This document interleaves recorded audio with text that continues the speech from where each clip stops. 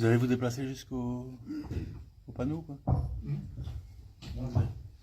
Bonjour, est-ce que tu vas te Ah, ça va, c'est bon. Ouais. C'est bon. Ok, c'est parti.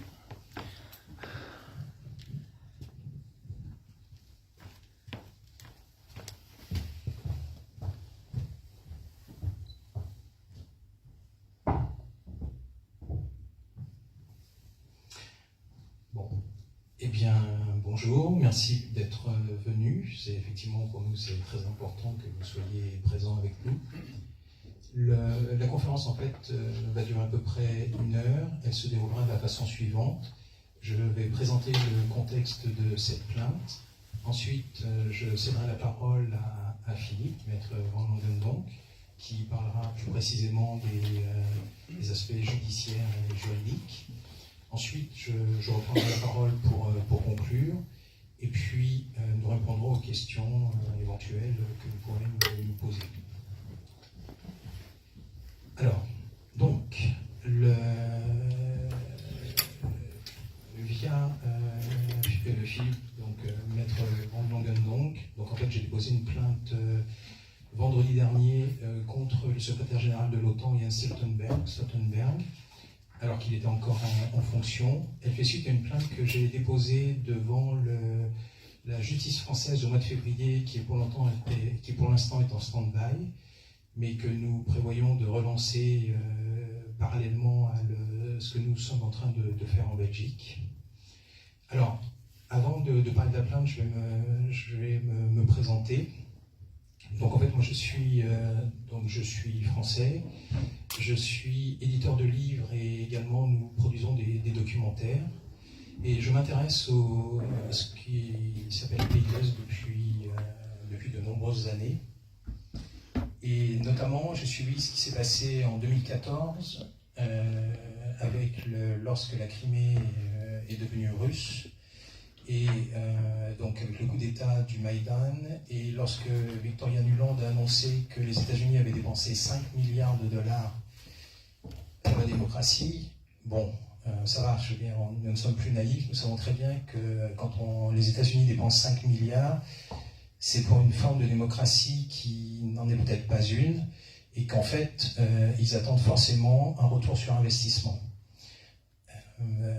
Et je pense que dans la prise de la Crimée, les Russes ont été habiles, parce qu'en fait, ils ont su jouer du droit international, et notamment de la Charte des Nations Unies, et du droit des peuples à disposer d'eux-mêmes. C'est qu'en fait, ils ont récupéré la Crimée sans tirer un coup de feu.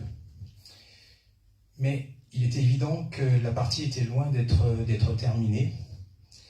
Et nous l'avons vu en 2022. Donc, en 2022, fin mars, je le rappelle, à Istanbul, les deux délégations russes et ukrainiennes sont proches d'un accord de paix, qui d'ailleurs a été la sagesse. Il n'y a aucune raison que l'Ukraine et la Russie se fassent la guerre, d'ailleurs, ni même quelques pays se fassent la guerre, mais ça c'est un autre problème.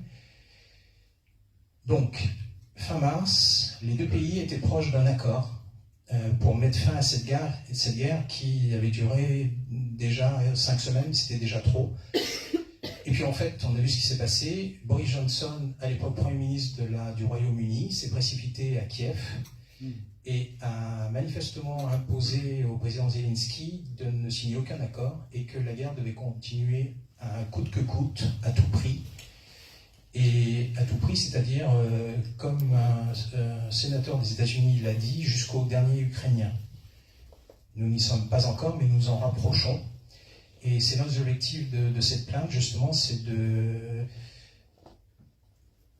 la justice belge nous aide à arrêter cette tragédie qui va finir par tous nous engloutir. Mais ça, nous y reviendrons. Alors, donc, fin mars, les deux pays sont proches d'un accord de paix, mais les anglo-saxons vont le saboter. Et à ce moment-là, je comprends que ce qu'ils nous préparent, en fait, c'est une guerre. Une guerre froide, une guerre chaude. Et on sait quand on commence une guerre, l'histoire montre qu'on ne sait jamais quand elle se terminera, même si l'on pense que, comme en 14-18, c'est une affaire de quelques semaines, et puis on écrasera l'Allemagne, et puis on reviendra tranquillement fêter Noël, etc., etc. On a vu ce que c'est devenu. Donc en fait, aujourd'hui, et qui plus est aujourd'hui, avec tous les moyens modernes, s'engager dans une guerre, c'est hypothéquer son futur inévitablement, parce que personne ne peut penser réellement qu'il gagnera quelque guerre que ce soit. Dans une guerre, non, il n'y a toujours que des perdants. Alors, du coup, évidemment, je suis en France, donc je voyais bien comment les autorités ont procédé. D'abord, les autorités européennes. Donc, Ursula von der Leyen, qui nous annonce, donc présidente de la Commission européenne, qui nous annonce qu'il faut interdire tous les médias russes. Je ne vois pas dans quel traité européen de fonctionnement de l'Union européenne elle a ce pouvoir. Et pour quelle raison supprimer les médias russes? Justement, je trouve que c'est encore plus intéressant en période de guerre d'être informé de part et d'autre. Alors on dit que c'est de la propagande, mais nous ne sommes pas suffisamment intelligents pour faire la part entre ce qui est propagande et ce qui est information. Et donc en fait, je me suis lancé dans l'écriture d'un livre qui s'appelle « Guerre en Ukraine, la responsabilité criminelle de l'Occident ». Donc je dis bien la responsabilité criminelle de l'Occident, nous allons en parler. En sous-titre, je mets donc nos options pour stopper la crise et dédié à toutes les victimes de cette guerre interminable depuis 2014 et à toutes celles à venir que nous n'aurons pas su empêcher. Oui, parce que en fait, la guerre en Ukraine n'a pas commencé le 24 février 2022, elle a commencé en 2014, avec le Maïdan. En 2019, et ça a été confirmé en 2021 par l'ONU, l'ONU chiffre à 13 200 victimes depuis 2014 le nombre de morts, alors de part et d'autre. C'est-à-dire que dans les 13 200, il serait faux de dire que, selon l'ONU, ce ne sont que des victimes du Donbass, que des populations civiles du Donbass. Dans les 13 200, il y a aussi des forces armées ukrainiennes, mais très peu de civils ukrainiens, c'est-à-dire hors Donbass, puisqu'en fait, c'est le Donbass qui est attaqué par les forces ukrainiennes. Donc, ça fait quand même beaucoup, 13 000 morts depuis 2014. On a deux États, la France et l'Allemagne, qui se sont engagés à faire respecter des accords de paix qui sont les accords de Minsk. Alors nous verrons par la suite ce que Angela Merkel, chancelière à l'époque, en a dit. Alors je ne sais plus si c'est Die Zeit ou Die Welt, mais j'avais lu sa déclaration en allemand. Elle dira que les accords de Minsk ont servi à donner du temps à l'Ukraine pour s'armer. Et en fait, dans sa déclaration à Die Zeit ou à Die Welt, à aucun moment, elle ne parle que les accords de Minsk étaient là pour la paix et allaient servir justement à instaurer une paix durable. Au contraire, elle dit que ça laissait du temps à l'Ukraine de s'armer. Et François Hollande, ex-président de la République, alors oui, il s'est fait piéger par les humoristes les humoristes russes qui se sont fait passer pour un faux pour Poroshenko, et il a reconnu que oui, effectivement, Angela Merkel avait raison.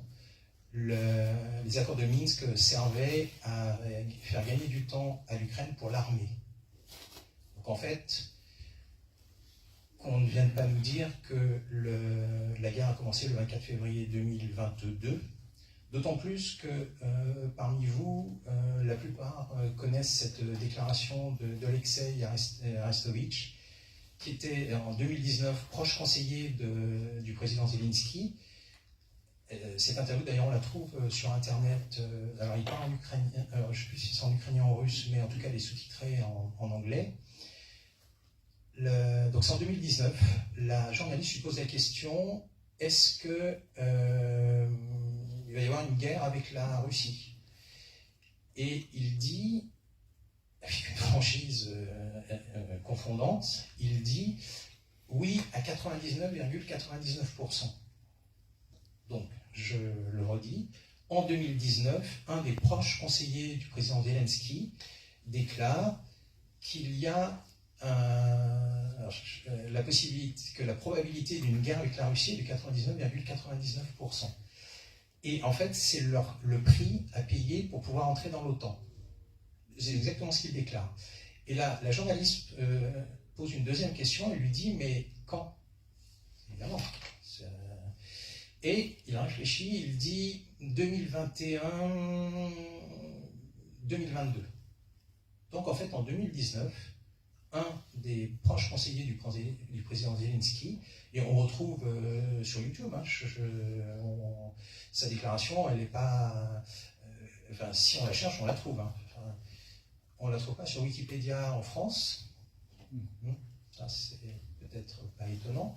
Mais en tout cas, elle est toujours disponible.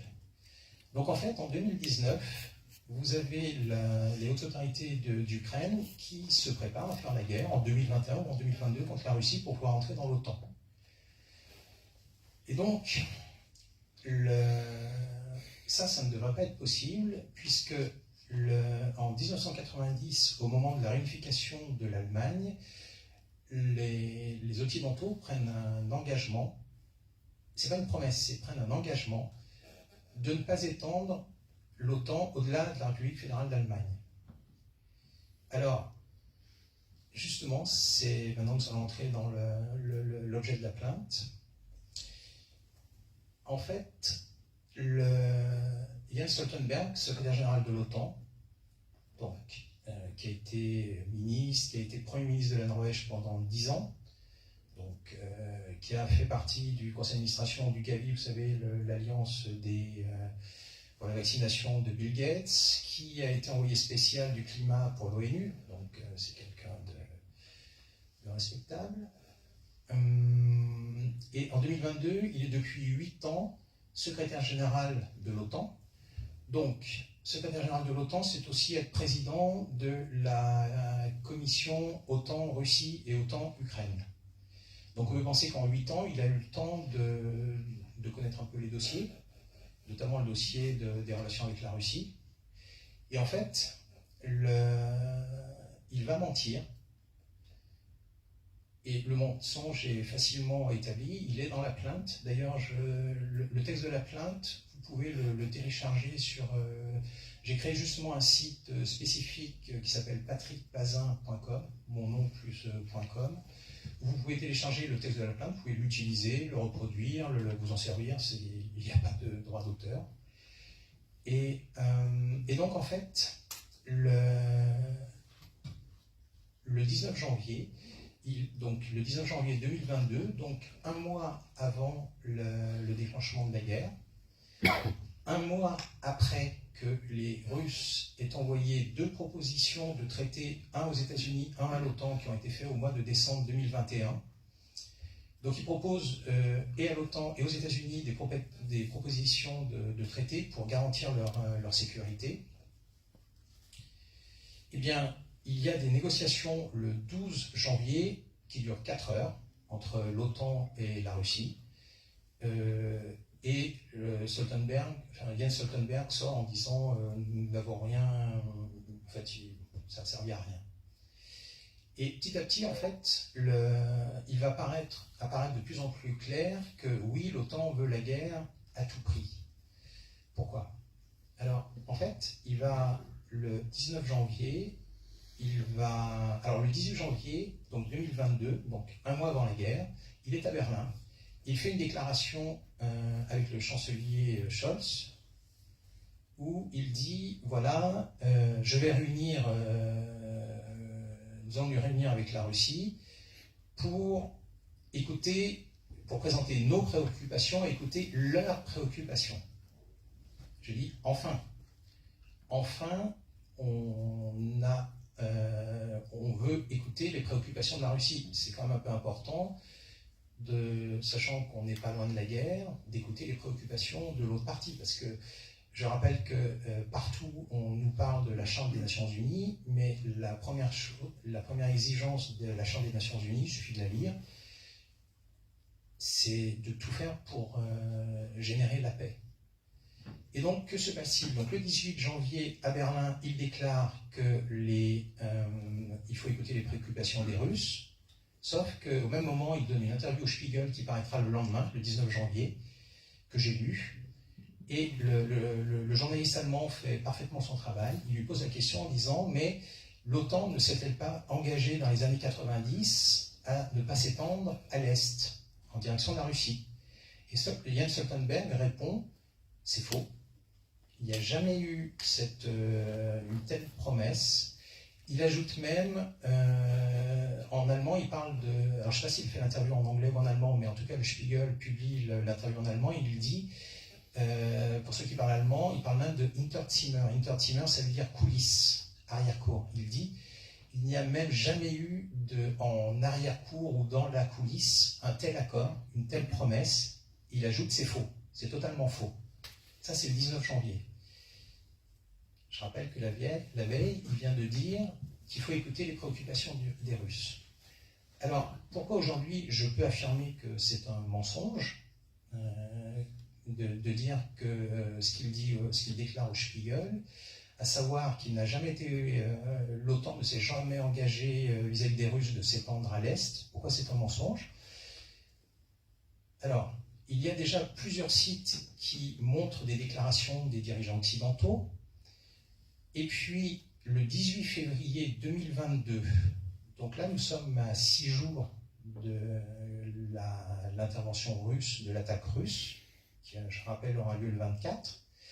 Toujours le Spiegel, le 18 février, donc à 6 jours de l'attaque de la Russie, publie un article disant « Oui, nous nous étions engagés, l'OTAN s'était engagée à ne pas s'étendre à l'Est, et ce n'est pas des simples promesses. Il y a un document qui vient de ressortir. » Mais là où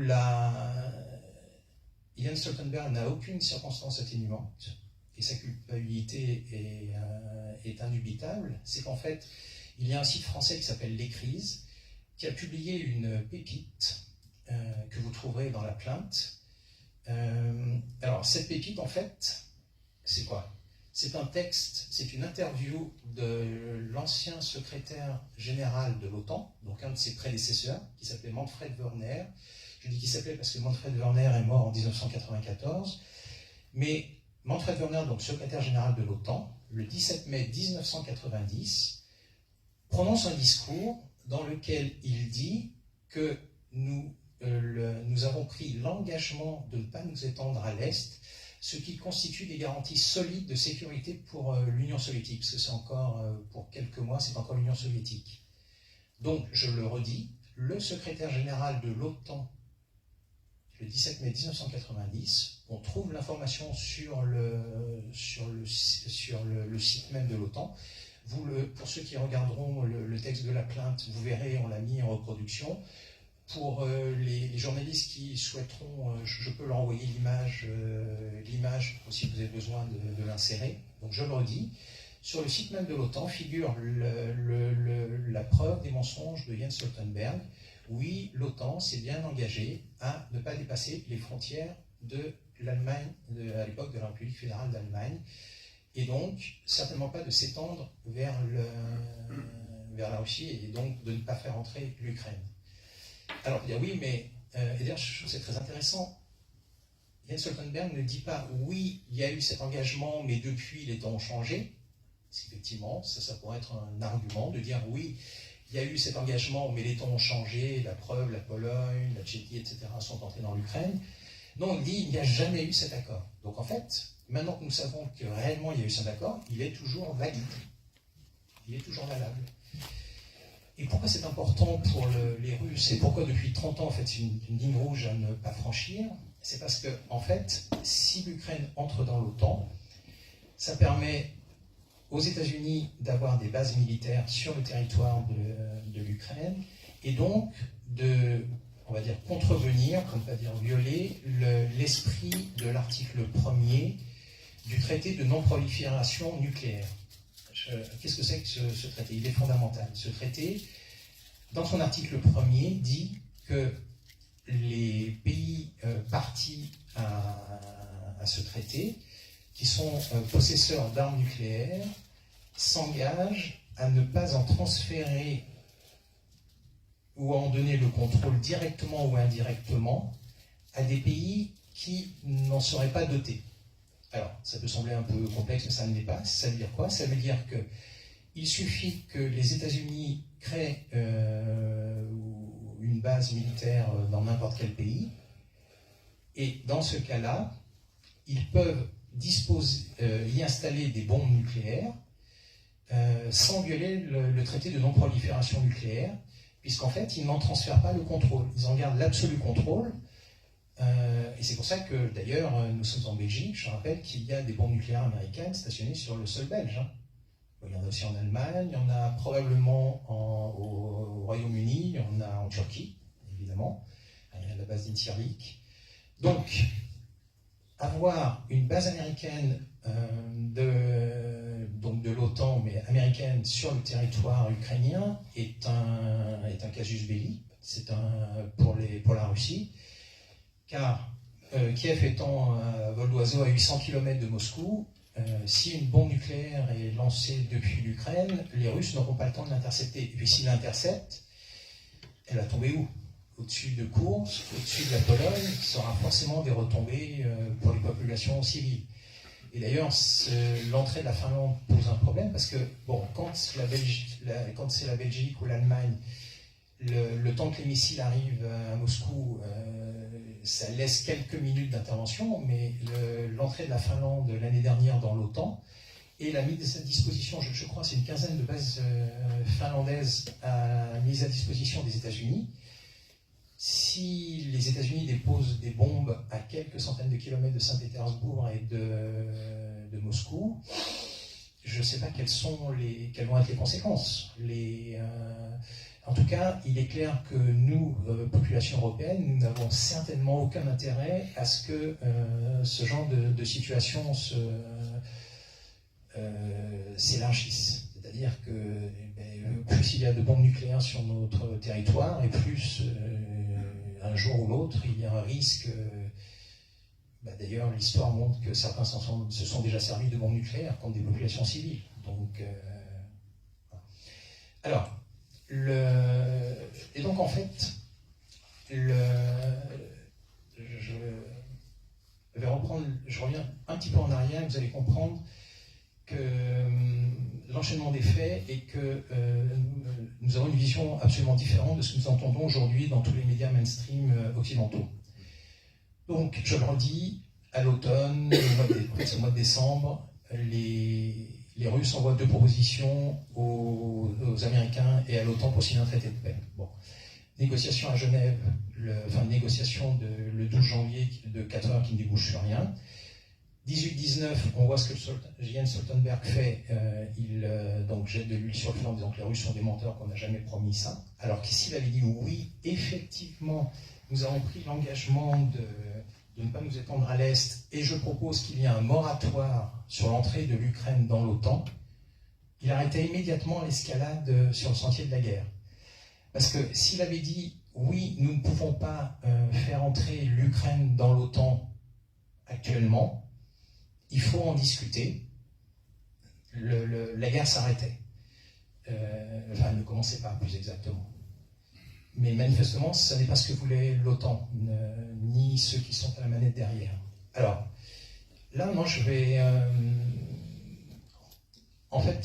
reprendre un petit peu de chronologie très rapide, et puis ensuite, nous en viendrons aux aspects juridiques de la plainte. Donc, je le dis, 12 janvier, les négociations durent 4 heures, ne débouchent sur rien entre l'OTAN et la Russie.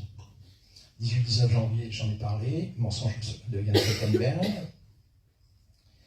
Sauf que juste avant, le 16 janvier, à la Maison-Blanche, il y a une conférence de presse du président Biden qui est interviewé par un journaliste du New York Times qui lui pose la question: est-ce que la Russie va envahir l'Ukraine? Et le président Biden répond oui. Je pense qu'il va le faire, mais qu'il en paiera un prix très lourd. Et très rapidement, les médias anglo-saxons vont nous annoncer la date de l'invasion de l'Ukraine par la Russie. En fait, les médias anglo-saxons vont fixer la date de l'invasion de l'Ukraine par la Russie dans la nuit du 15 au 16 février, donc exactement un mois plus tard. Les Russes nient. D'ailleurs, franchement, la Russie n'a pas de raison d'envahir l'Ukraine. Je rappelle que la population de la Russie, c'est moins de 150 millions, c'est-à-dire moins que la population de la France plus l'Allemagne. et qu'en plus ils ont un pays qui fait 17 millions de kilomètres carrés, donc 150 millions d'habitants pour un pays de 17 millions de kilomètres carrés, ils ne peuvent même pas exploiter leur pays. Donc pourquoi auraient-ils s'embarrasser d'un pays comme l'Ukraine, dont je rappelle que et c'est d'ailleurs ce que j'écris dans ce livre, en fait, avant la guerre de 2022, je considère que l'Ukraine est le peuple le plus maltraité d'Europe. L'Ukraine est le peuple le plus maltraité d'Europe, ça veut dire quoi? Ça veut dire qu'en fait, ce qui est très étonnant, je ne connais pas cette situation dans aucun autre pays du monde. La première année d'indépendance, en 1991, le solde démographique, donc entre les naissances et les décès, est négatif de 25 000 personnes. Ça veut dire qu'en fait, il y a eu 25 000 décès de plus que de naissances. Ça, c'est en 1991.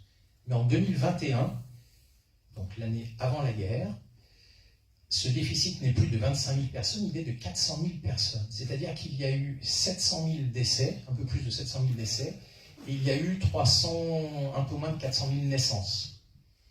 C'est ahurissant, mais à l'époque, alors il n'y a pas eu de recensement depuis très longtemps en Ukraine, mais on évalue la population de l'Ukraine à 40 millions d'habitants.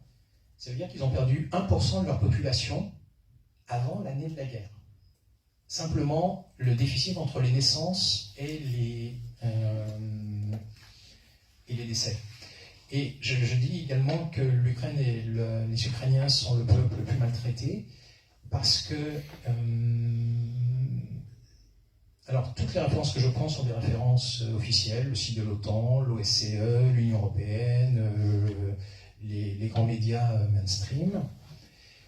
Et donc, le dernier rapport du département d'État sur la traite des êtres humains, c'est tous les 2 ans, le département d'État aux États-Unis fait un rapport sur la traite humaine dans les différents pays.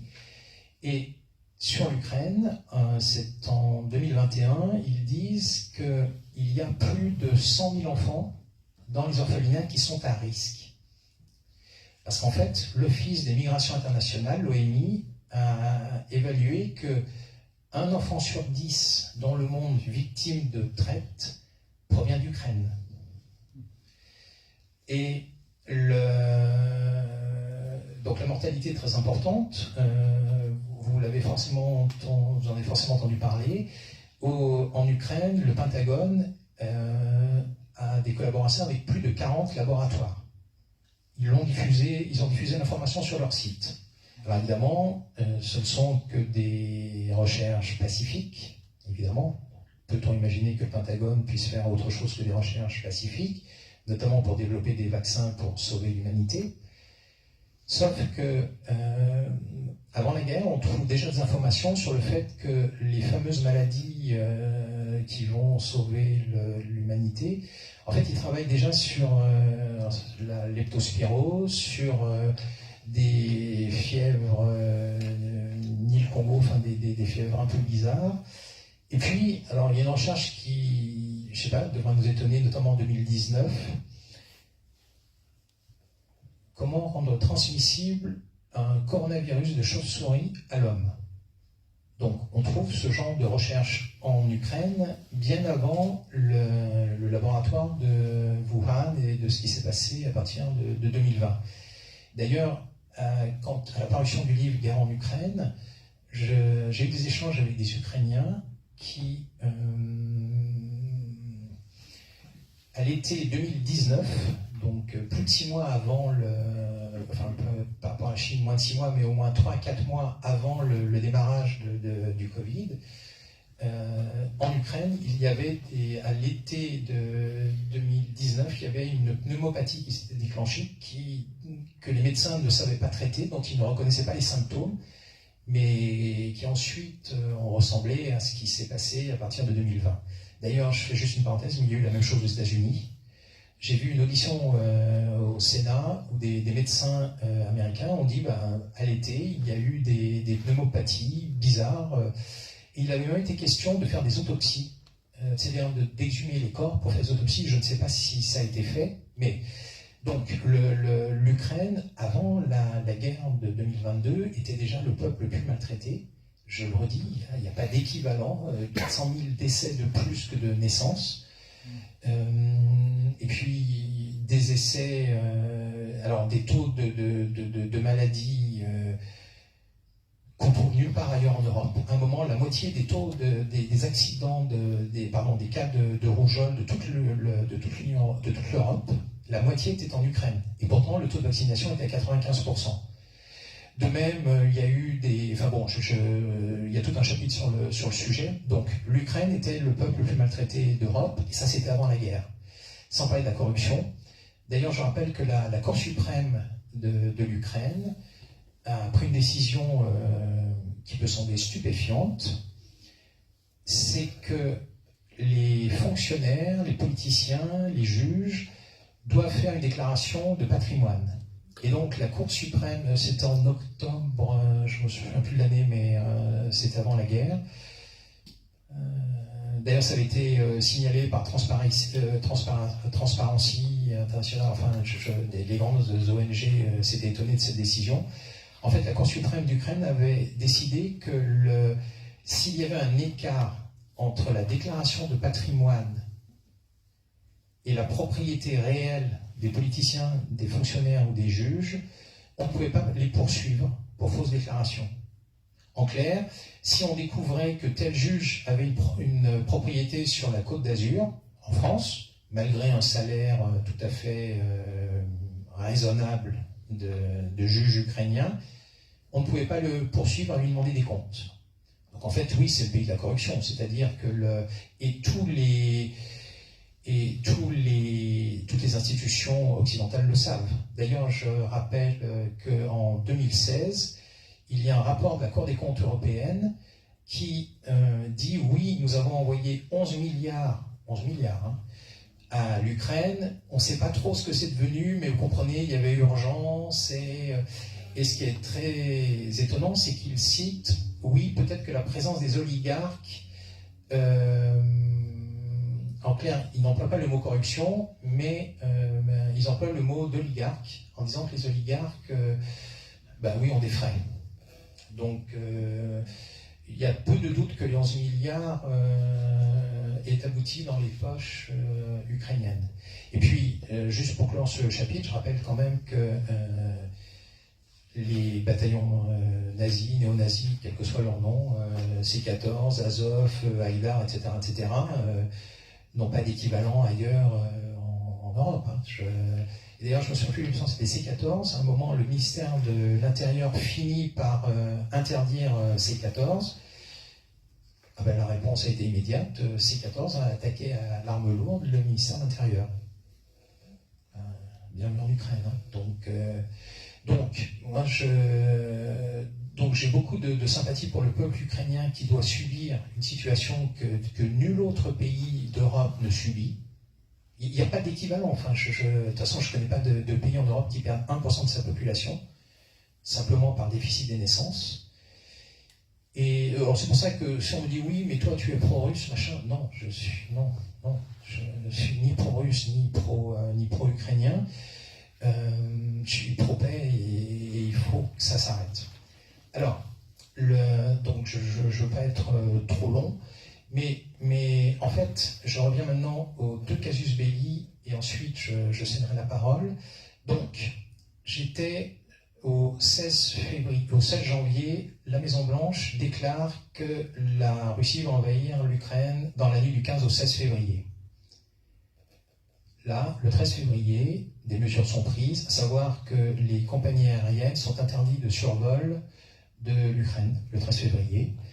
Le 13 février, également, le bureau présidentiel de l'Ukraine, donc du président Zelensky, fait une déclaration qu'on retrouve aussi sur Internet, hein, dans la presse ukrainienne, fait une déclaration disant « On nous annonce que nous allons être envahis le 16, ce sera un jour de fête, je vous assure, hein, ce sera un jour de fête. Nous ferons jouer l'hymne national, nous mettrons des drapeaux sur les façades. » Juste avant, les États-Unis transfèrent leur ambassade de Kiev à Lviv, donc à l'ouest. va mettre à l'abri. Bon, tout le monde s'attend à ce que le 15 février, donc dans la nuit du 15 au 16, la Russie envahisse l'Ukraine, et patatras, il se passe rien. Rien. Les Russes n'ont manifestement pas compris le rôle qu'on attend d'eux, ils n'envahissent pas l'Ukraine. Et c'est à ce moment-là que les deux casus belli se créent. Et je le rappelle toujours, d'ailleurs ça m'a permis de le rappeler notamment au président du Sénat français et également au chef d'état-major des armées, qu'en fait envoyer des soldats en Ukraine est illégal au regard du droit international, mais je vais y revenir après. En fait, donc les Russes n'envahissent pas l'Ukraine dans la nuit du 15 au 16 février. Et quand on lit les rapports de l'OSCE, donc l'Organisation de sécurité et de coopération en Europe, qui a pour mission de surveiller le front ukrainien et de relever toutes les infractions au cessez-le-feu dans le cadre des accords de Minsk. Donc, le lundi 14 février, il n'y a quasiment pas de violation, il n'y a qu'une centaine de violations de cessez-le-feu, ce qui est faible, puisque en moyenne, l'année précédente, c'était 250 par jour. Donc là, on est de l'ordre de la centaine.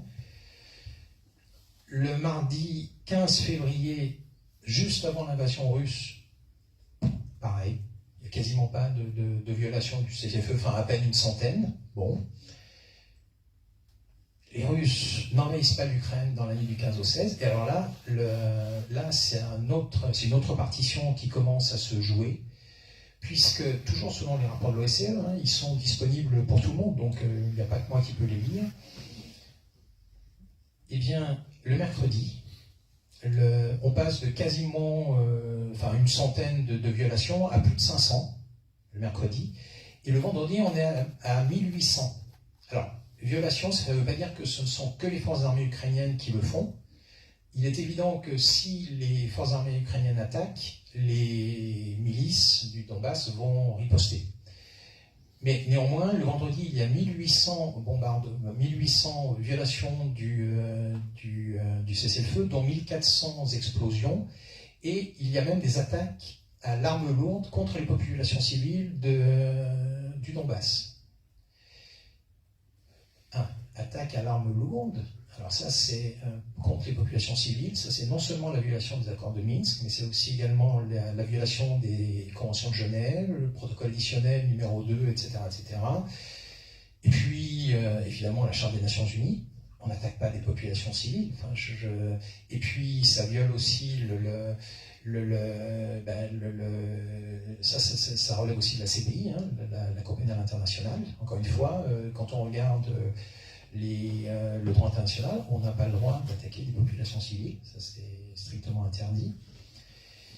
Et donc, le vendredi 18, on est à 1800 violations du cessez-le-feu, des attaques à l'arme lourde contre les populations civiles du Donbass. Donc on est passé donc le 14-15, on était à 100, on est à 1800 le vendredi. Donc en 4 jours, et puis on ne fait pas ça pour rien. Enfin, je veux dire, on ne bombarde pas des populations civiles si derrière on n'a pas un objectif. Et effectivement, on sait qu'il y a entre 70 000 et 100 000 forces armées ukrainiennes qui sont massées et qui s'apprêtent à envahir le Donbass.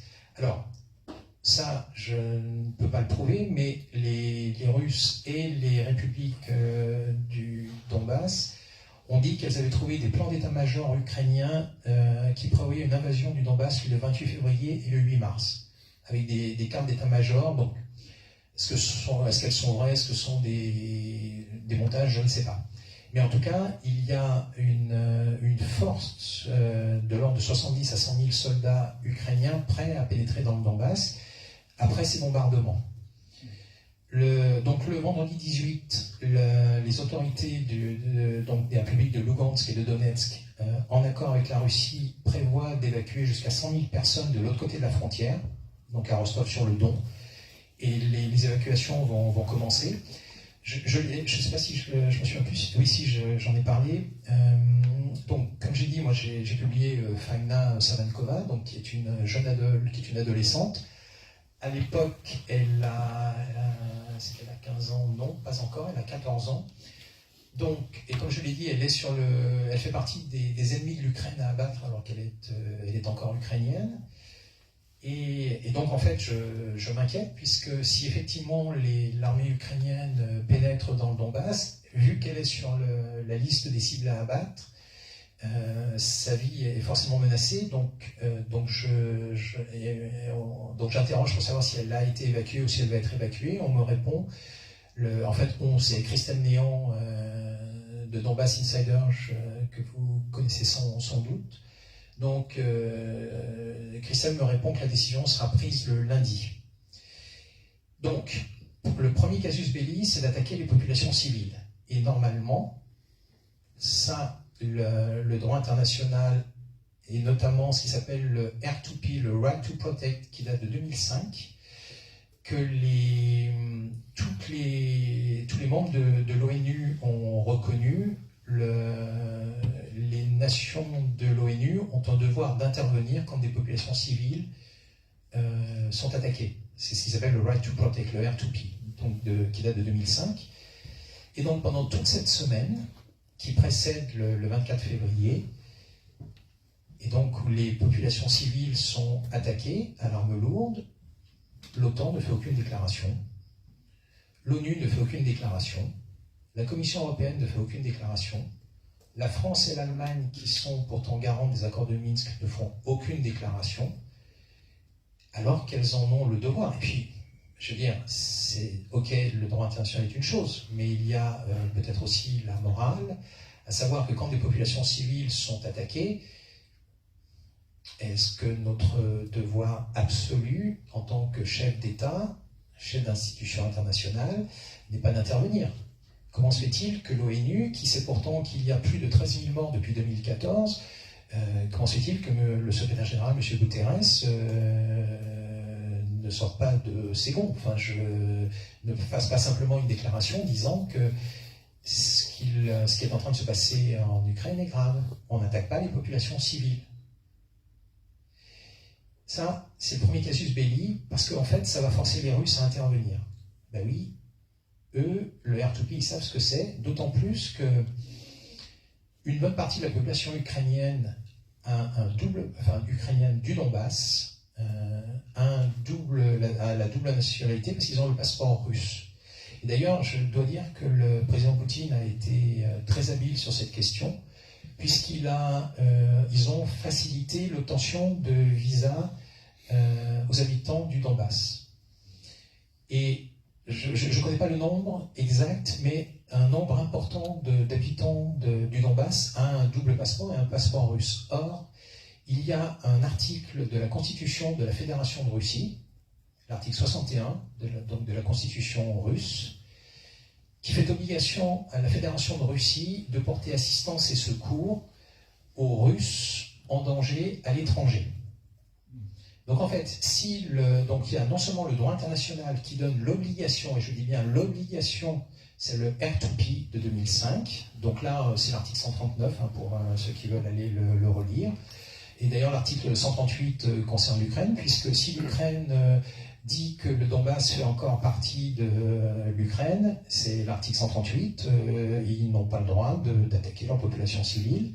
Donc les Russes, et du point de vue du droit international, et du point de vue de la Constitution de la Fédération de Russie, n'ont pas d'autre choix que d'intervenir. Ils ne peuvent pas laisser massacrer des Slaves, des Russes, à leur porte.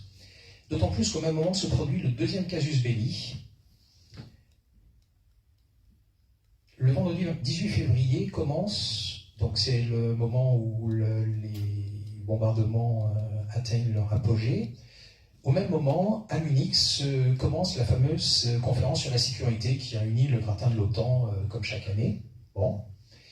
Et cette année-là, évidemment, nous avons j'ai envie de dire en guest star, le président Zelensky qui doit faire une intervention le samedi 19. Il l'a fait, évidemment, avec toute l'attention de l'assistance. Oui, nous sommes sur les terres de l'OTAN. Et qu'annonce-t-il? Il annonce un deuxième casus belli ou une deuxième ligne rouge. Il annonce en fait qu'il va procéder à l'annulation du mémorandum de Budapest de 1994. qu'est-ce que le mémorandum de Budapest de 1994? C'est très simple. L'Ukraine s'engage à ne pas stocker d'armes nucléaires sur son territoire. Il annonce qu'il va renoncer à ce mémorandum. Et franchement, pour être juste, je comprends tout à fait qu'il le fasse, parce que la contrepartie, c'était que la Russie n'attaque pas l'Ukraine. D'ailleurs, je rappelle qu'il y a eu un traité d'amitié qui a été signé au milieu des années 90 entre l'Ukraine et la Russie, et normalement, la Russie n'aurait pas dû récupérer la Crimée, pardon, selon ce traité d'amitié. Sauf que ce traité d'amitié contient une clause qui dit qu'il doit respecter la Charte des Nations Unies. Or, le deuxième alinéa de l'article 1er prévoit que, et ça c'est fondamental, parce que c'est tout au début de la Charte des Nations Unies, prévoit que le droit des peuples à disposer d'eux-mêmes. Ça date depuis le début de la Charte des Nations Unies. Les peuples ont le droit de disposer d'eux-mêmes.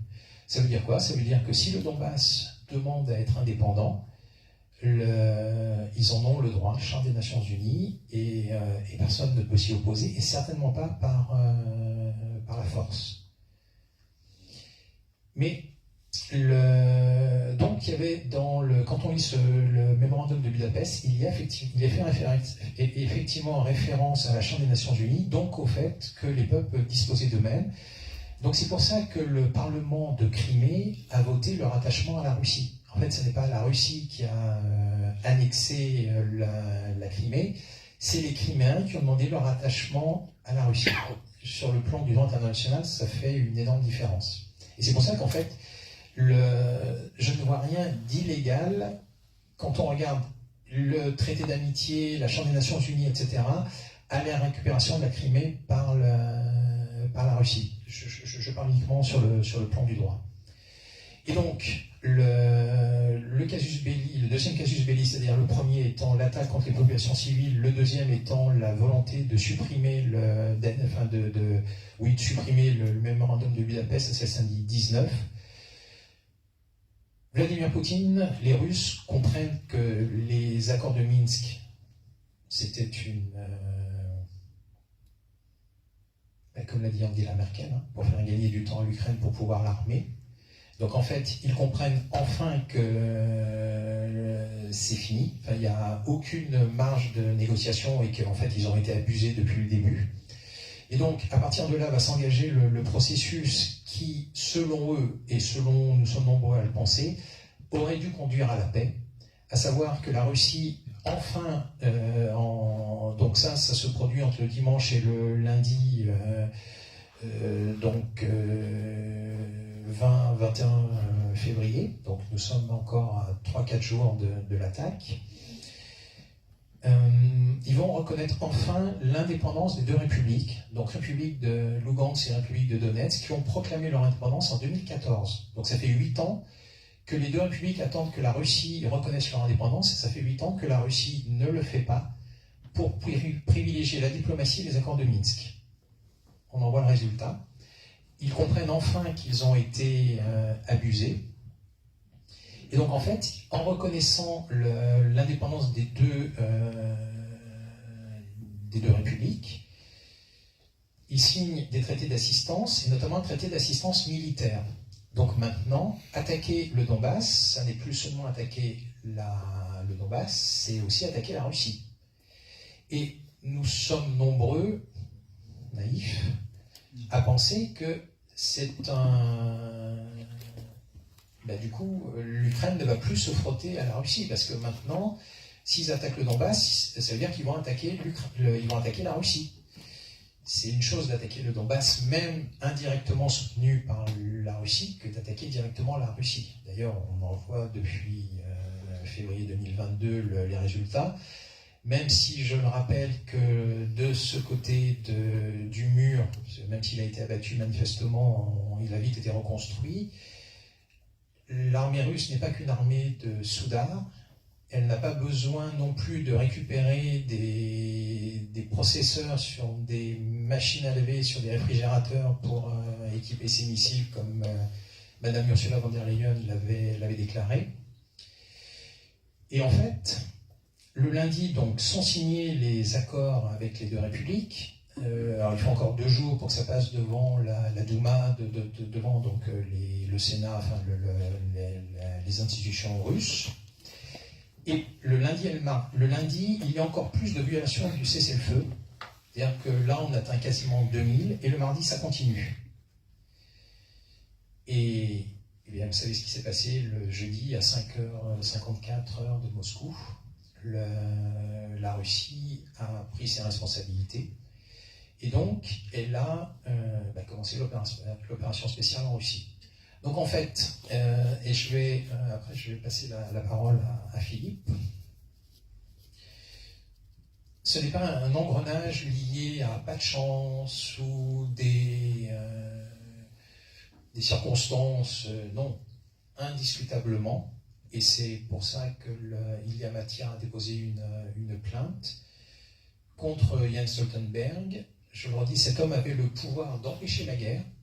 Il lui suffisait de dire que oui, des engagements avaient été pris de ne pas s'étendre à l'Est et que oui, l'entrée de l'Ukraine dans l'OTAN n'est pas opportune.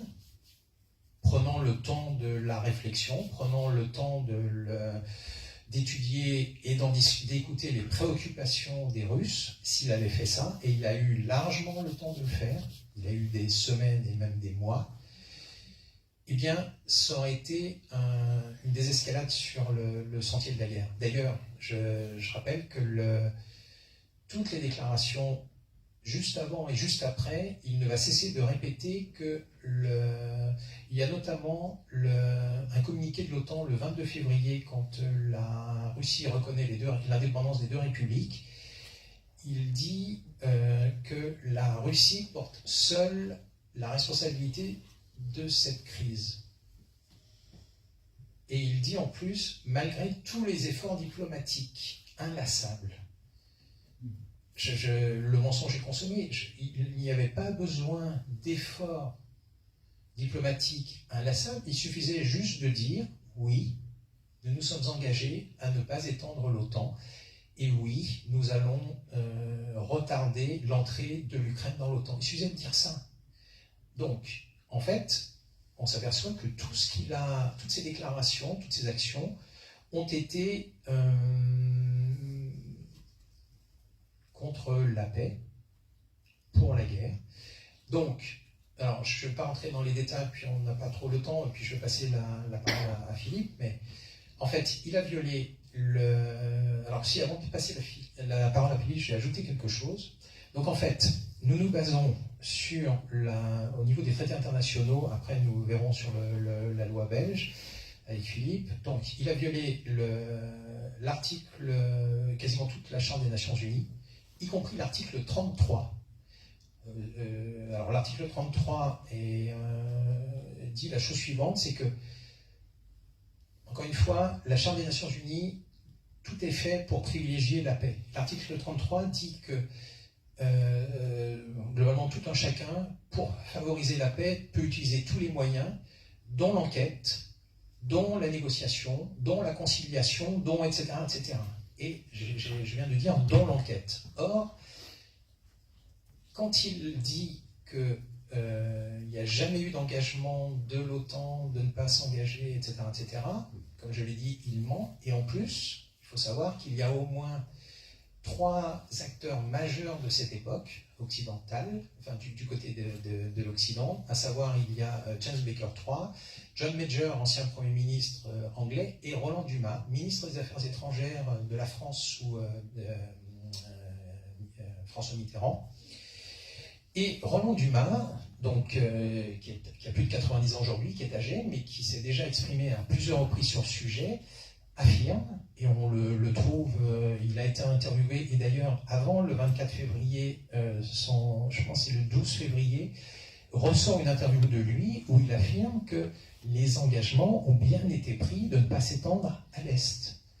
Donc en fait, Jens Stoltenberg viole la Charte des Nations Unies, dont l'article 33, mais il viole, vous le lirez dans le texte de la plainte, il viole également le préambule et l'article 1 de l'OTAN, qui recherche la paix. Et effectivement, quand on voit ce qu'était l'OTAN au début, c'est vraiment, une organisation dont on peut penser qu'elle cherche la paix. Alors après, le passif de l'OTAN s'est vite alourdi. Je rappelle le Stay Behind, le Gladio, les attentats de la guerre de Bologne, etc. en Italie, qui ont fait des centaines de morts, les années de plomb, etc.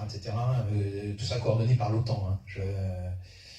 Bon, on n'a pas le temps, mais les réseaux Stay Behind. Bon.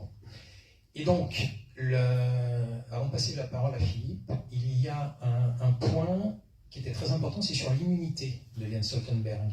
Parce qu'effectivement, tous les personnels diplomatiques bénéficient d'une immunité. Or, en fait, l'immunité diplomatique, c'est le traité de la Convention de Vienne, qui date de 1961. Mais l'OTAN, en fait, quand l'OTAN a été créée, la Convention de Vienne n'existait pas.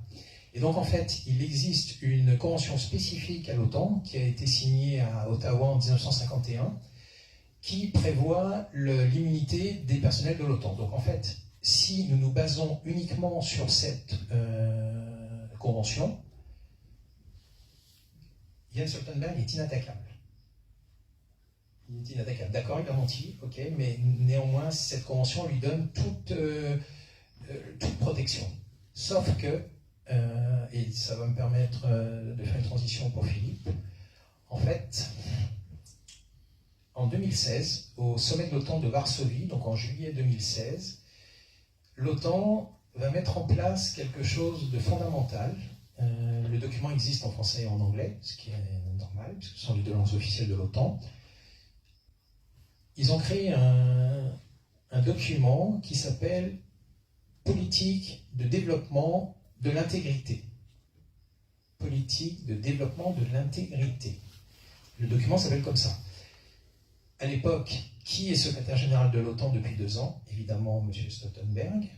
Et ce document est extraordinaire, puisqu'il nous explique que, en clair, pour que l'OTAN donne confiance aux populations, mais que ce soit également c'est un gage d'efficacité, etc., il faut respecter absolument l'intégrité. Donc si vous mentez, le moins qu'on puisse dire, c'est que vous ne respectez pas les règles que l'OTAN s'est fixées. Et d'ailleurs, pour ceux d'entre vous qui voudraient être employés par l'OTAN, vous verrez, je suis allé voir les fiches de poste. Dans toutes les fiches de poste de l'OTAN, il y a un paragraphe, un engagement que doit prendre tout salarié, qui fait au moins 4 ou 5 lignes, sur le respect de l'intégrité. Et ce qui est extraordinaire dans ce document, c'est que non seulement, et en plus il est endossé par Jens Stoltenberg lui-même, puisqu'il est secrétaire général quand ça a été mis en place, donc l'intégrité est un pilier essentiel de l'OTAN. En mentant comme il le fait, évidemment il ne la respecte pas, et à côté, le deuxième mot qui suit intégrité est le mot redevabilité. Enfin, je dis bien enfin, parce que ça n'existe pas dans la Charte des Nations Unies, et c'est l'OTAN qui nous le sert, qui nous l'offre, et c'est normal. Il est marqué le mot redevabilité. Donc, si le secrétaire général ne respecte pas l'intégrité, et ça c'est amplement démontré, encore une fois, les faits sont, enfin vous le lirez, c'est facile à vérifier, eh bien, doit s'appliquer la redevabilité. Or, dans la charte de l'OTAN, il n'y a rien qui est prévu, justement pour ceux qui ne respecteraient pas l'intégrité. On peut imaginer que si c'est un salarié lambda de l'OTAN qui ne respecte pas l'intégrité, il sera sanctionné par M. Stoltenberg, c'est son rôle en tant que secrétaire général de l'OTAN. Et quand c'est le secrétaire général lui-même de l'OTAN qui ne respecte pas la politique de l'intégrité, rien n'est prévu, aucune sanction. Alors on peut comprendre tout à fait. Alors ça doit être de la responsabilité des chefs d'État, membres de l'OTAN, de le sanctionner, parce que je rappelle que ces mensonges nous ont entraînés dans une guerre. La France en a combien? 30 milliards de versés. Puis vous avez vu, là, le nouveau commissaire européen à la défense nommé par Ursula von der Leyen nous annonce que il faut faire la guerre, il faut se préparer à faire la guerre à la Russie dans 6 ou 8 ans. Oui, il vient de faire la déclaration. Il vient d'annoncer que oui, lui serait ravi que 500 milliards d'euros soient investis dans les industries de défense de l'Union européenne sur les 10 prochaines années. Mais peut-être qu'on pourra investir, je ne sais pas, dans les infrastructures, dans l'enseignement, dans la santé, et pas forcément 500 milliards dans les industries de défense pour faire la guerre à la Russie dans 6 ou 8 ans. Puis peut-être 6 ou 8 ans, pas sûr que les 500 milliards aient servi à grand-chose. Voilà, donc voilà l'objectif de cette plainte, c'est que la justice belge nous prenne la mesure et prononce un jugement pour la paix, mais je reviendrai dans la conclusion et je passe la parole à Philippe. Merci. Bonjour, merci. Enfin, comme c'est une conférence de presse, peut-être on va demander s'il y a des questions. Ou d'accord, on va prendre les questions après. Oui, bon. Bon, la plainte a été déposée la semaine dernière. Il y a pas mal de déclarations qui interviennent. Il y a le nouveau mandat de M. Rudd qui a remplacé M. Stoltenberg. Donc les choses évoluent, notamment par rapport à l'objet de la plainte qui concerne des violations graves du droit international humanitaire, notamment, comme l'a expliqué Patrick Pazin, de multiples bombardements de civils, surtout avec des armes fournies par l'Union européenne, la France, la Belgique, les États-Unis et d'autres. Et donc, on est vraiment au cœur de l'application de la loi belge de compétence universelle, qui s'intitule la loi relative à la répression des violations graves du droit international humanitaire. La semaine dernière, M. Robert Kennedy aux États-Unis a dit la cause de l'Ukraine, c'est BlackRock. BlackRock, c'est une société d'action qui, chaque jour, avec 5000 ordinateurs qui fonctionnent jour et nuit, dévore tout. Ils peuvent acheter au bon moment, revendre au bon moment, et donc ça devient un monstre titanesque qui a été créé dans les années 70, mais bon, qui domine une partie des États-Unis. On ne va pas rentrer dans les détails, mais M. Kennedy dit la cause de l'Ukraine, c'est BlackRock. Donc BlackRock doit s'enrichit par la vente des armes. Donc BlackRock a intérêt au conflit. Hier au 21, M. Joseph Borrell, le représentant européen au niveau international des affaires étrangères, a dit l'Ukraine, c'est pas pour défendre la liberté des Ukrainiens, non, c'est pour défendre d'autres intérêts, notamment les intérêts américains. Donc ça veut dire qu'il y a une partie, toujours BlackRock, qui tire les ficelles, qui a besoin de cette guerre pour gagner encore plus d'argent, qui a besoin de... on ne va pas rentrer dans tous les effets qui sont autour d'une guerre, mais c'est vraiment, comme l'a dit Patrick Pazin, une tragédie. On est en pleine tragédie. Donc cette plainte s'inscrit dans ce contexte-là. Et bon, je relève au passage qu'en Belgique, nous avons un professeur, Charles de Vicher, qui a écrit un ouvrage, Théorie et réalité en droit international public, qui parle notamment de tout ce qui est, que j'ai expliqué au niveau des traités, l'OTAN, etc.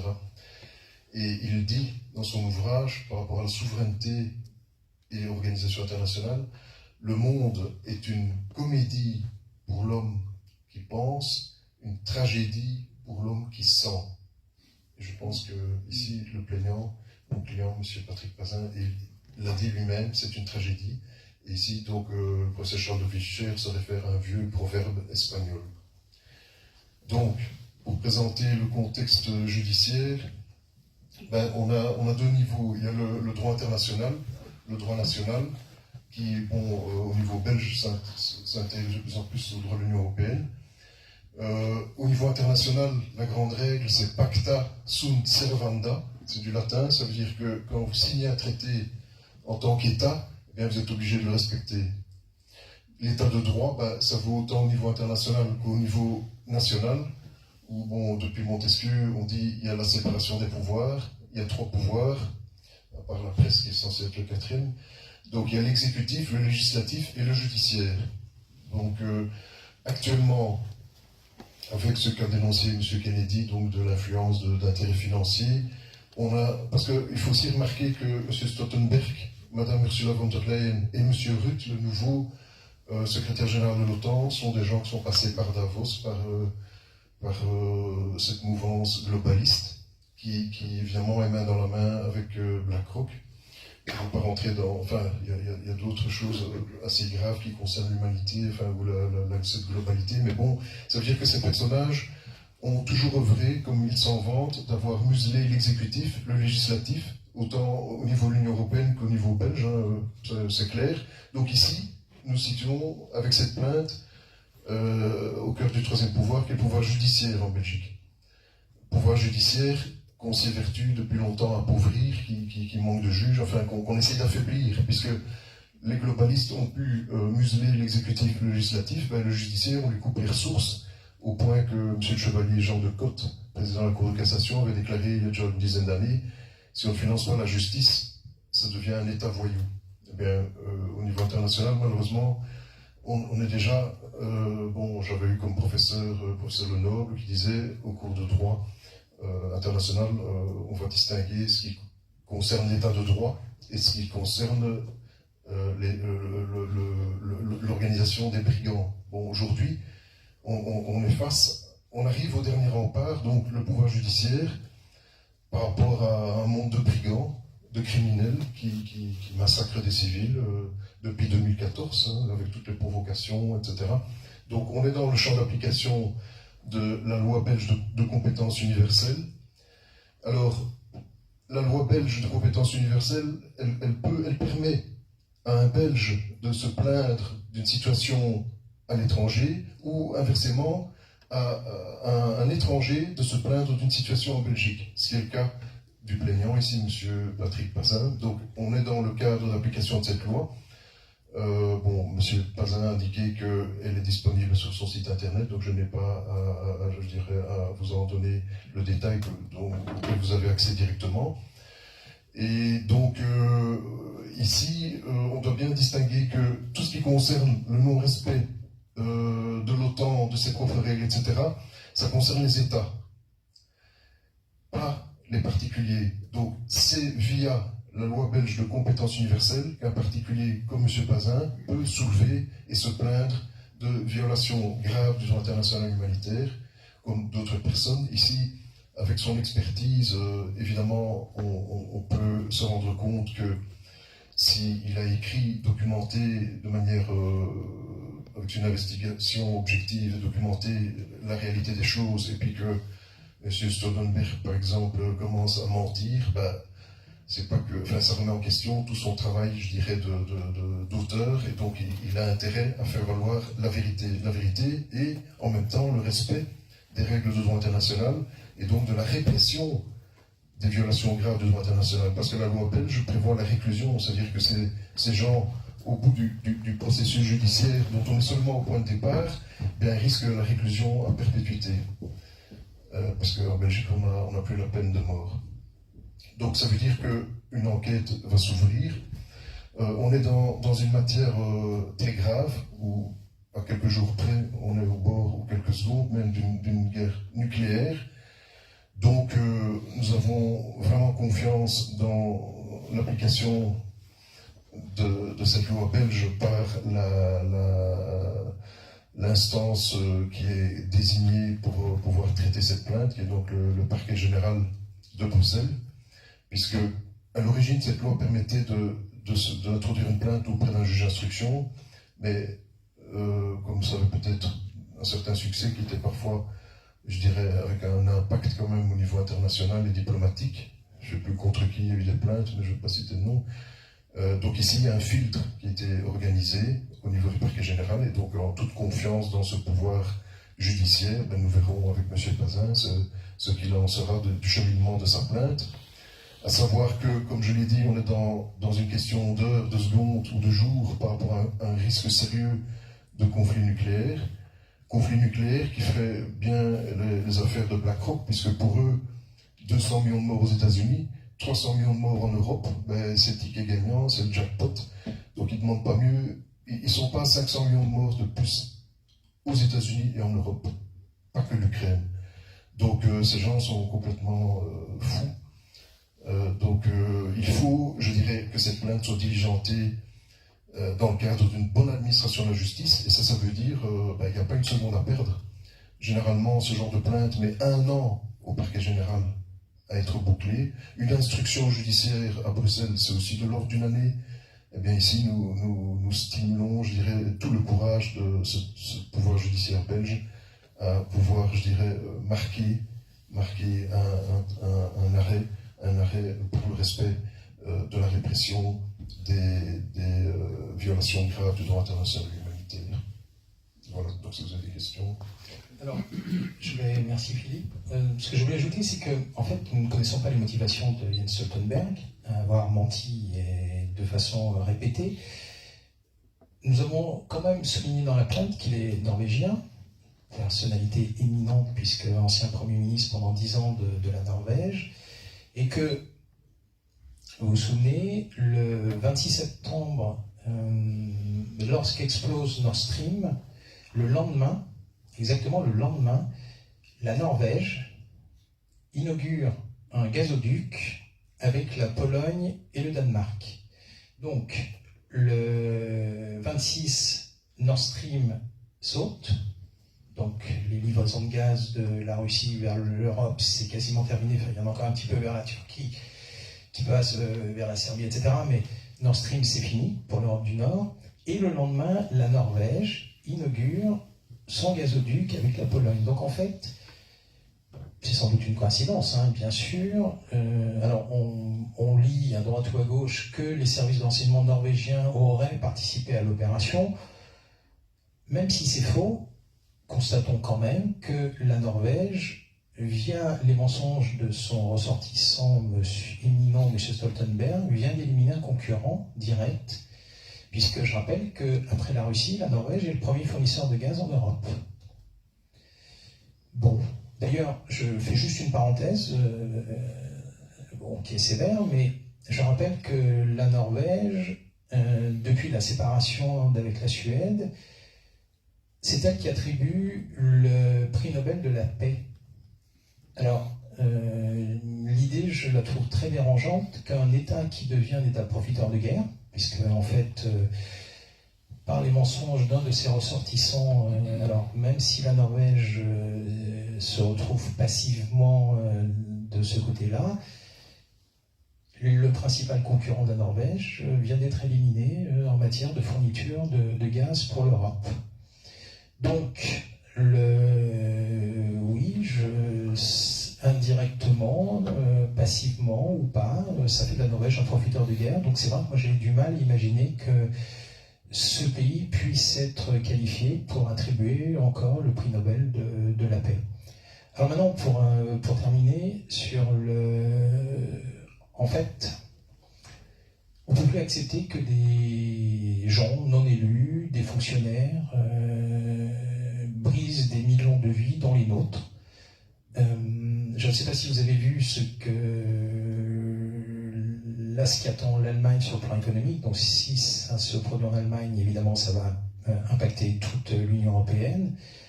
Mais les fermetures des usines Volkswagen, forcément, ça va entraîner des dizaines, des centaines, voire des milliers de fermetures d'autres entreprises, les sous-traitants, et puis les employés de ces sous-traitants, et puis, etc., etc. Donc, on ne sait pas comment cela va se terminer. Je me souviens en revanche qu'au tout début, Ursula von der Leyen avait expliqué que nous allons dévaster l'économie de la Russie. Je crains plutôt que ce soit le contraire et qu'en fait, ce sera impossible de revenir en arrière. C'est-à-dire que quand une usine est fermée, quand Volkswagen va fermer ses usines, elles ne rouvriront plus.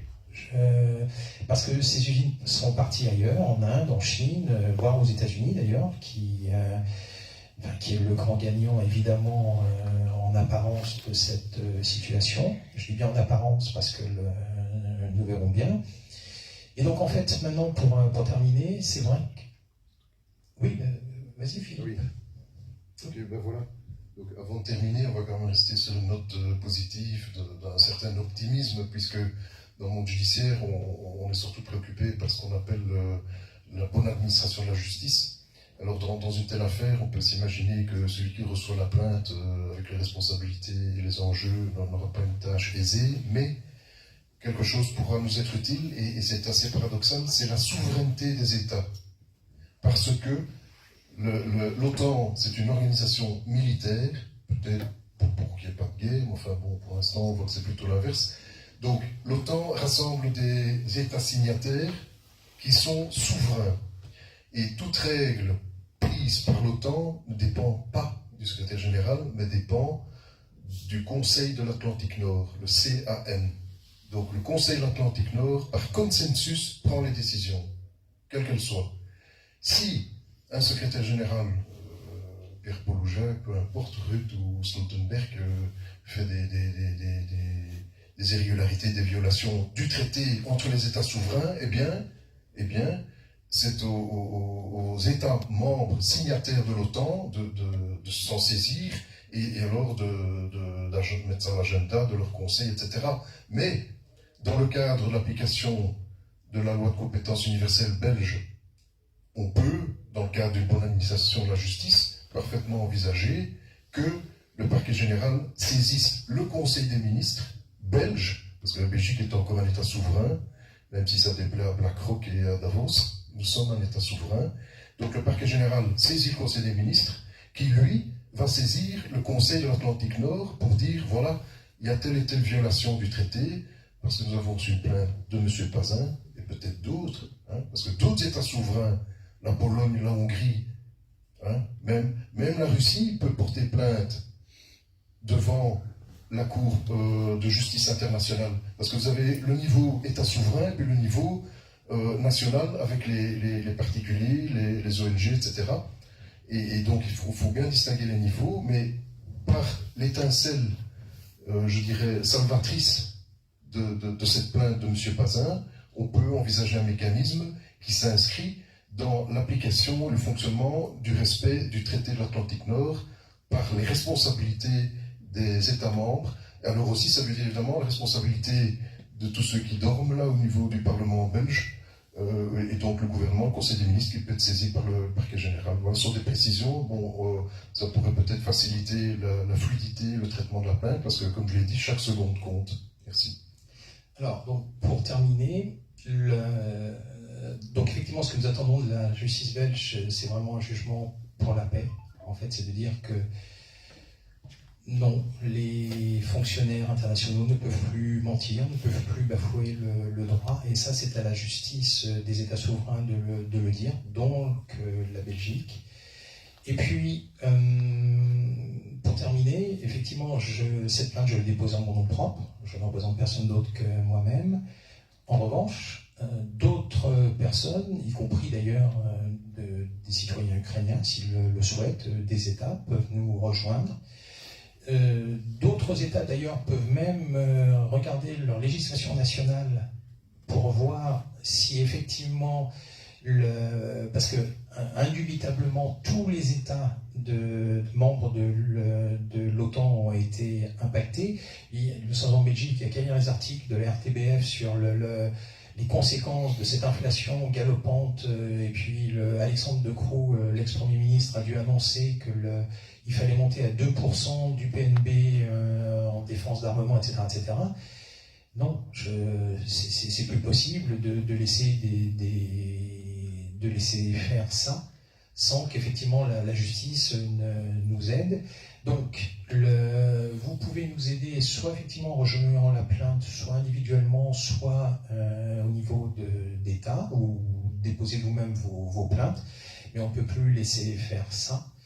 Et puis, si vous souhaitez nous soutenir, évidemment, lisez nos livres, achetez nos livres soit sur novimandi.com, et puis pour terminer sur une note positive, nous avons créé une chaîne qui s'appelle novimandi.tv, qui montre en fait que l'âge d'or est déjà là. Alors ce que j'appelle l'âge d'or est déjà là, c'est-à-dire que nous montrons des récoltes extraordinaires, sans un gramme de chimie.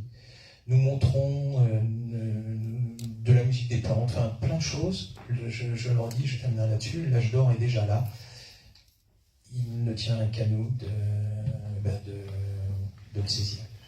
Merci pour votre attention et puis très belle journée. Ah oui, pardon, les questions. Oui. Bonjour, je suis Denis Duprovent. Il y a un micro qui va.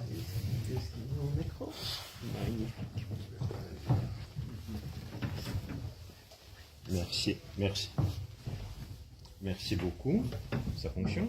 Non, ça fonctionne pas encore. Alors, voilà, ça fonctionne. Alors, je suis Denis Duprovent, chef de bureau de l'agence de presse TAS à Bruxelles. J'ai effectivement deux questions, plutôt à Maître Van Langendonk. C'est est-ce que votre appel est déjà considéré comme recevable? En quel stade vous êtes maintenant?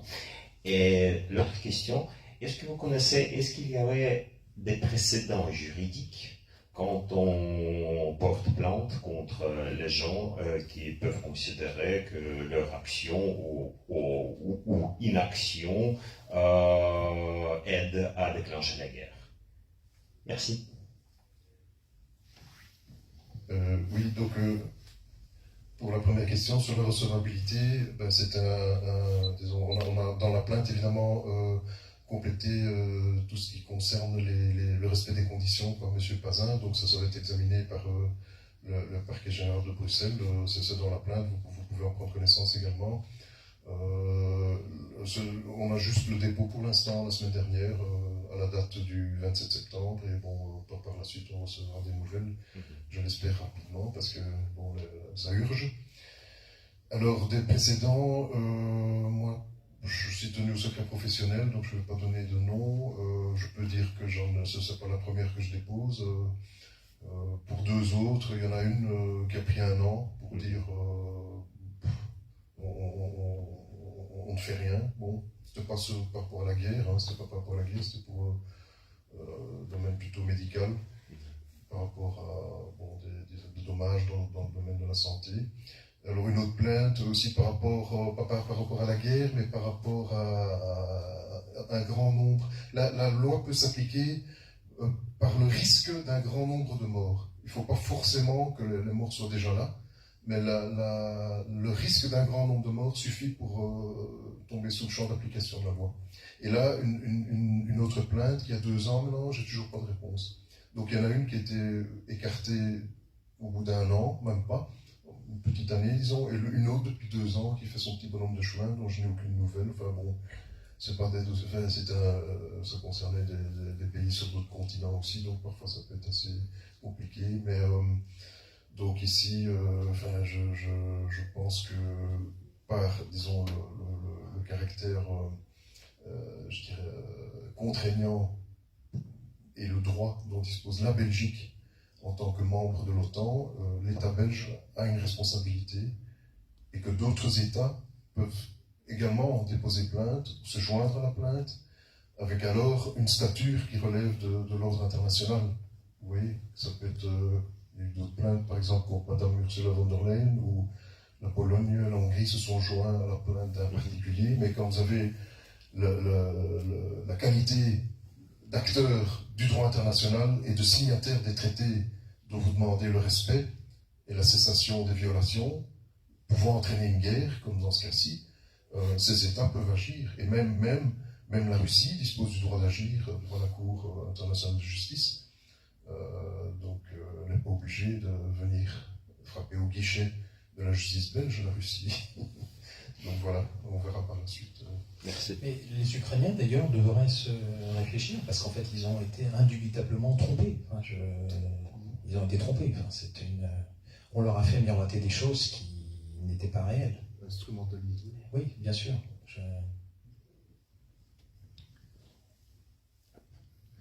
Bonjour, Nicolas Lefebvre pour Bon Sens Belgique et Kairos.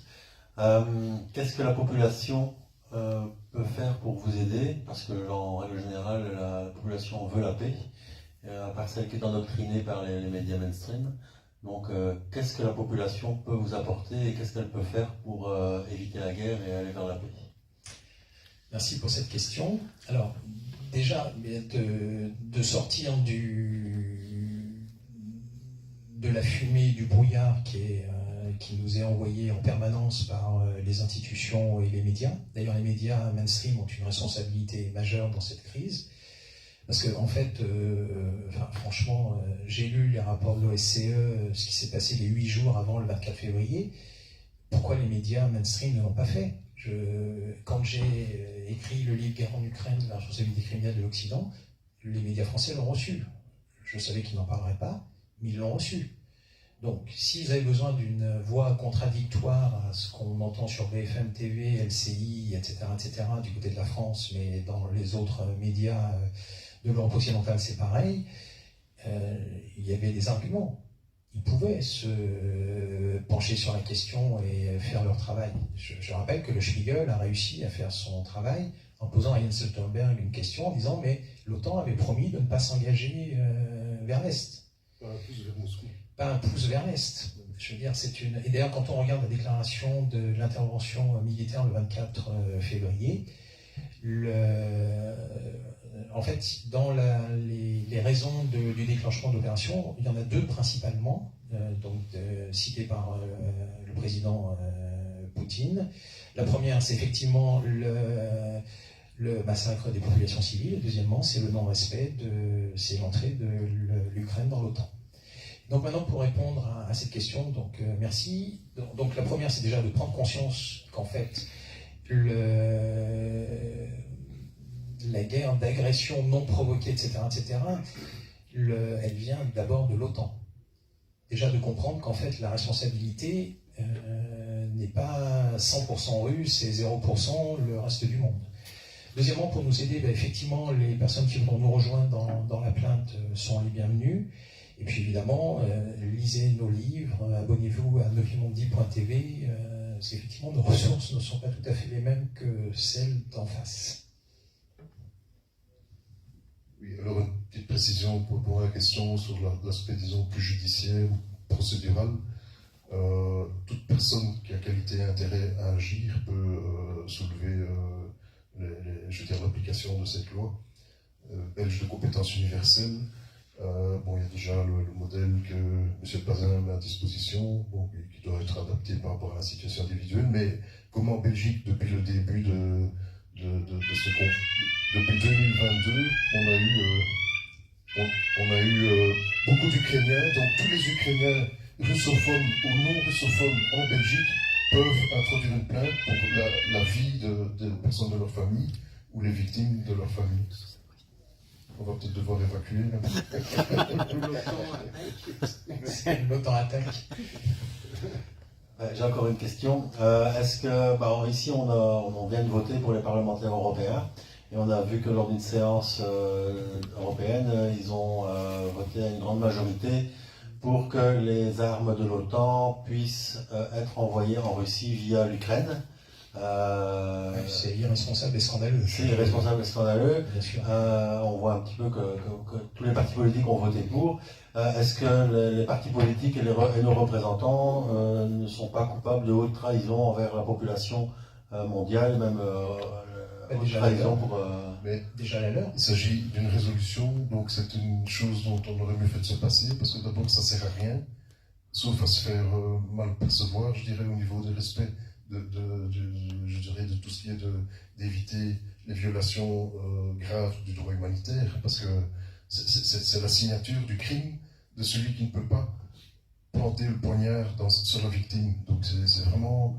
Et de nouveau, ça montre bien l'influence de BlackRock et des financiers qui sont derrière pour souffler sur les braises et toujours tenir une tension assez élevée de l'idée d'une guerre.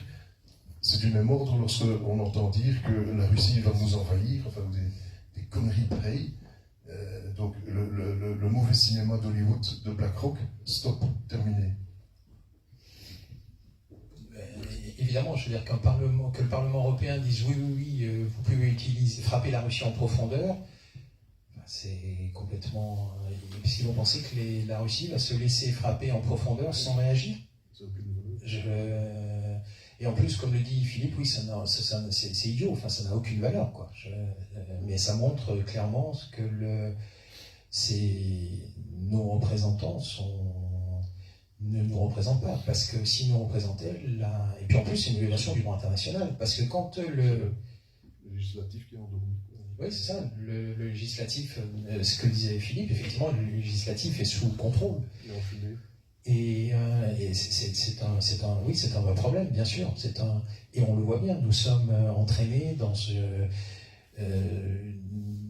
que nous votions à gauche, à droite, au centre, etc. Ça ne change rien. Ça ne change rien. En matière de guerre, tous les partis sont devenus des partis de la guerre. Manifestement, ils défendent des intérêts qui ne sont pas les nôtres, ou en tout cas ceux de leur population.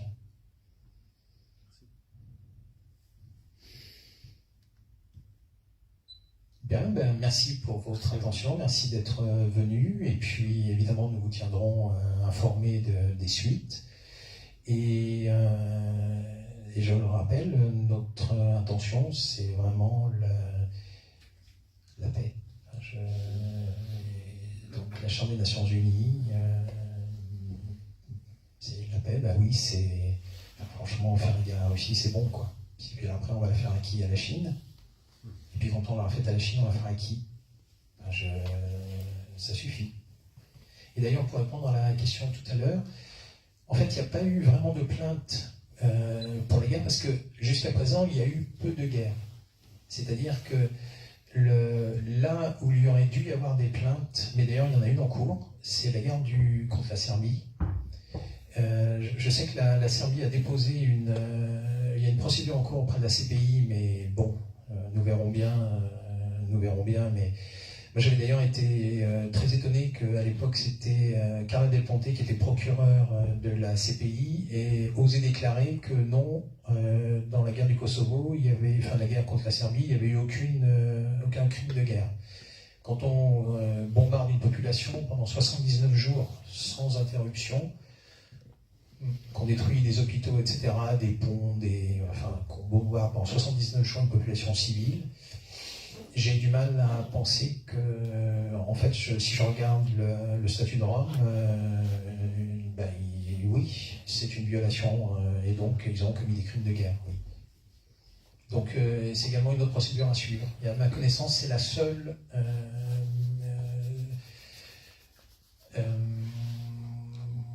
Alors après, il y a la question de la Palestine et d'Israël qui est un peu différente, mais je pense qu'effectivement, il n'y a à ma connaissance, que la saisie de la CPI par la Serbie, dans l'affaire de la guerre contre la Serbie, de la destruction de la Yougoslavie, en fait. Merci. Merci à vous. Et bonne journée. Merci.